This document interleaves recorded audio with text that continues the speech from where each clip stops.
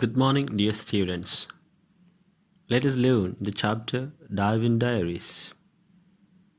Darwin Diaries by Alan Gibbons is a fictionalized account of British naturalist Charles Darwin's voyage aboard HMS Beagle to the Galapagos Islands.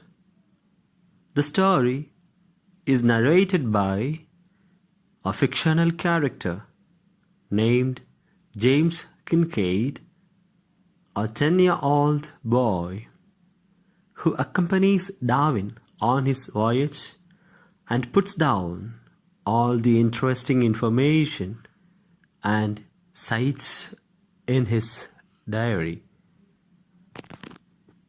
The account begins with James informing the readers that they have left South America and are on their way to the Galapagos Islands.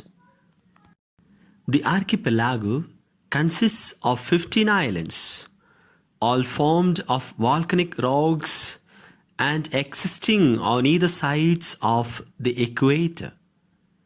Darwin is very excited at the prospect of visiting the islands, for he believes that the islands are a world of their own. When they land on the northeast coast of the Chatham Island, they wade through the cold waters. The land on the beach is dark on account of the dark-colored lava. The land is jagged and rough, with very limited vegetation and craters and steaming vents everywhere. Even though the land is barren, the sea around it is seething with fish, sharks and turtles. Moreover, the birds are not used to the presence of human beings and ignore the pebbles which the crew throws at them.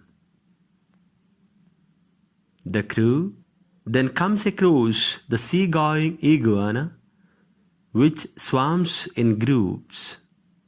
The iguana is very tame and does not react in any way when Mr. Darwin picks it up, swings it and throws it into a rock pool. The iguana returns without getting perturbed in any way. Mr. Darwin thus concludes that the iguanas have failed to develop the hereditary instinct of fearing human beings. The crew next encounters the land's largest inhabitants, the Galapagos tortoises, which weigh almost 200 pounds each. They come across 2 such tortoises amidst a path full of cinders and cacti. James and midshipman of the ship try to balance themselves on the shell of the tortoises, but unfortunately slip and land with a thump.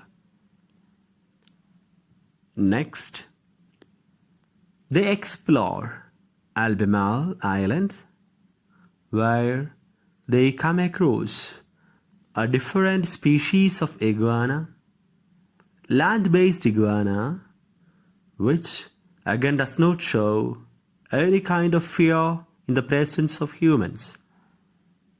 When it tries to bury itself in a burrow, Mr. Darwin pulls out its tail and in return gets stared at by the iguana.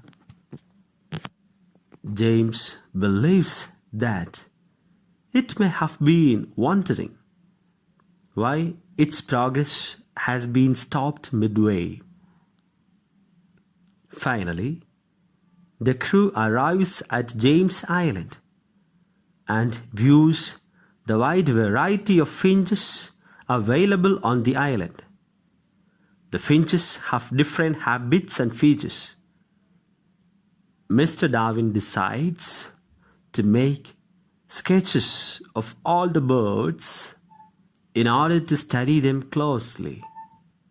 At the end, when they leave from the islands, the other officers in the ship inform Mr. Darwin of the numerous birds, tortoises, and other animals which they had seen on the island.